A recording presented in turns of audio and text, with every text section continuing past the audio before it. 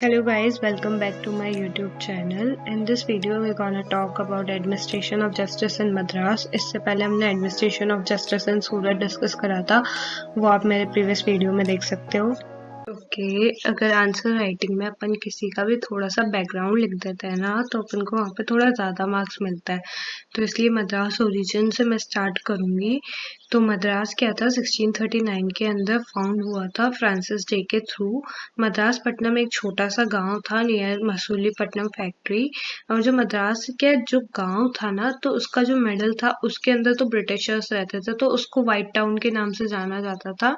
और जो outskirts area होते हैं ना, जैसे कि मतलब कि टाउन के आजू बाजू का जो साइड का इलाका होता था, उस इलाके में नेटिव्स रहते थे जिसको ब्लैक टाउन के नाम से जाना जाता था। 1665 में क्या हुआ, जो स्मॉल विलेज था मद्रास पट्टनम, ये डेवलप हो गया प्रेसिडेंसी के अंदर।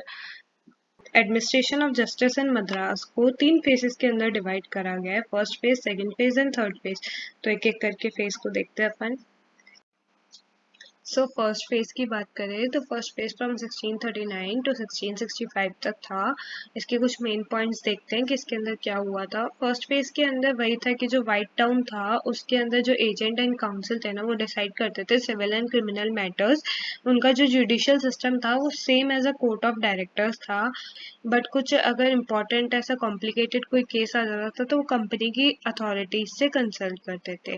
वहीं ब्लैक टाउन में क्या होता था, ब्लैक टाउन के अंदर चोल्ट्री कोर्ट्स थे जो कि हेडेड होते थे अधिकार से। अधिकार कौन होता है कि अधिकार जो विलेज हैंडमैन नहीं होता है, कि एक मुखिया होता है किसी गांव का, उसको अधिकार कहते हैं। अधिकार जो टर्म है ना, ये डिराइव हुआ है अधिकारी से, जिसका मतलब होता है अथॉरिटी, मतलब कि पावर होल्ड करना, कोई अथॉरिटी देना। तो petty civil and criminal case offences जो थे वो डिसाइड करते थे। अब लेटर क्या हुआ कि इस सिस्टम को अबॉलिश कर दिया ब्रिटिशर्स के थ्रू। क्यों हटा दिया गया, कि उन्होंने ग्राउंड्स दिए थे कि यहाँ पे करप्शन होता है, पावर का मिसयूज होता है, ये सब होता है। तो ये कह के ब्रिटिशर्स ने इसको बंद करवा दिया, अबॉलिश करवा दिया।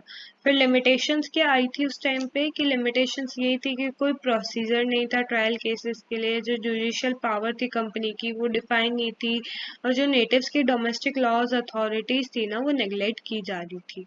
तो ये इसका लिमिटेशन था फर्स्ट फेज का। ओके, सो फर्स्ट फेज के अंदर चार्टर ऑफ 1661 आता है। इसमें 4 पॉइंट्स डिसाइड करे गए थे। वो 4 पॉइंट्स कुछ इस तरीके से थे कि पहला पॉइंट तो ये था कि जो कंपनी थी ना, उसको ऑथराइज कर दिया गया था अपॉइंट करने के लिए governor and officer in India के अंदर। और दूसरा पॉइंट ये था कि जो काउंसिल थे उनको ऑथराइज कर दिया गया था डिसाइड करने के लिए सिविल एंड क्रिमिनल केसेस। तीसरा पॉइंट ये था कि जो जजमेंट था ना, वो डिलीवर हो सकता था इंग्लिश लॉ के अकॉर्डिंग। और चौथा पॉइंट ये था कि जो नेटिव्स थे ना, जो टेरिटरी में आते थे कंपनी की, उनका जो जुरिस्डिक्शन था ना, वो कंपनी के अकॉर्डिंग होगा। वहीं इसके साथ कुछ लिमिटेशंस थी। लिमिटेशंस वही कि कोई स्टैब्लिश प्रोसीजर नहीं था किसी ट्रायल केसेस के लिए। जो ट्रेडिशंस एंड कस्टम्स थे नेटिव्स के, वो इग्नोर हो रहे थे। और जो पावर थी ब्रिटिशर्स के थ्रू, वो मिसयूज हो रही थी बहुत ज़्यादा। तो ये उसकी कुछ लिमिटेशंस थी। सेकेंड फेज की बात करें तो इट्स फ्रॉम 1665 टू 1686। इसके अंदर क्या हुआ था, 1678 में मद्रास को प्रेसिडेंसी बना दिया गया, और जहाँ के वहाँ के जो गवर्नर अपॉइंट हुए थे, उन्होंने जुडिशियल प्लान ऑफ 1678 लॉन्च करा।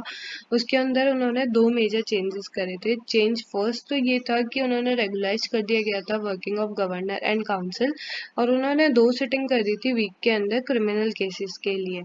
वहीं जो चोल्ट्री कोर्ट्स थे ना, उनको रीस्टैब्लिश और रीऑर्गेनाइज करा गया था। जो अधिकार थे वो रिप्लेस हुए थे ट्रिब्यूनल ऑफ मिनिस्टर से, और जो पे मास्टर, कस्टम मास्टर, इन सब चीज़ों से। और उसके लिए 2 से पर वीक में सिटिंग कर दी गई थी, कि 2 सिटिंग कंपल्सरी है एक वीक के अंदर।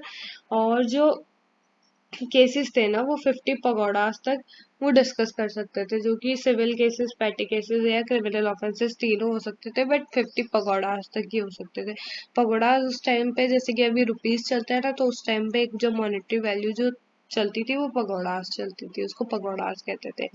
वहीं लिमिटेशंस, हर चीज़ जो भी आता है वो लिमिटेशंस के साथ आता है। तो लिमिटेशंस की बात करें तो जो court of governor and council थे वो ज़्यादा इम्प्रूव नहीं हुए थे। जो traditions and custom domestic law थे नेटिव्स के वो इग्नोर करे जा रहे थे और बहुत ज़्यादा डिस्क्रिमिनेशन था नेटिव्स के अंदर, और जो पावर थी उसका मिसयूज़ हो रहा था। ये सब इस चीज़ की लिमिटेशंस थी।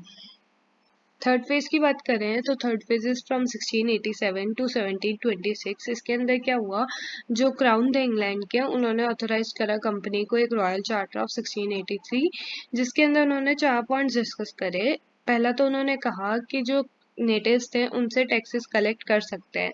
दूसरा उन्होंने कहा कि इस्टेब्लिश कर सकते हैं मोर देन वन कोर्ट, एक से ज़्यादा कोर्ट इस्टेब्लिश किए जा सकते हैं। ये भी कहा कि जो कोर्ट होंगे वो स्टैब्लिश होंगे, उनके अंदर 2 सिविल लॉ एक्सपर्ट्स होंगे, 2 मर्चेंट्स होंगे। मर्चेंट्स मतलब नेटिव्स, जो कि एक्सप्लेन करेंगे लोकल लॉ, लोकल यूजेस, मतलब जो नेटिव्स के लॉ होते हैं ना उन चीज़ों को एक्सप्लेन करेंगे।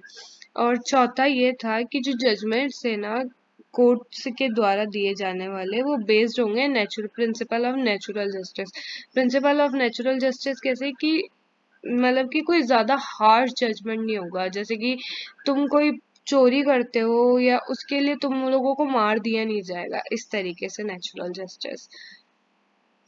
Okay, that's all for today's video. I hope आपको ये वीडियो पसंद आया होगा। इसके अंदर अभी एडमिरल्टी कोड बचा है और मेयर कोड बचा है, वो अपन नेक्स्ट वीडियो में डिस्कस करेंगे। और एक केस भी है एनसेस्टिया देव्स का, वो भी अपन नेक्स्ट वीडियो में डिस्कस करेंगे। Thank you so much. अगर आपको ये वीडियो अच्छा लगा तो लाइक करें, सब्सक्राइब करें, कमेंट करें, और आपको प्रॉपर तरीके से नोट्स चाहिए तो मुझे कमेंट सेक्शन में बताएं। Thank you.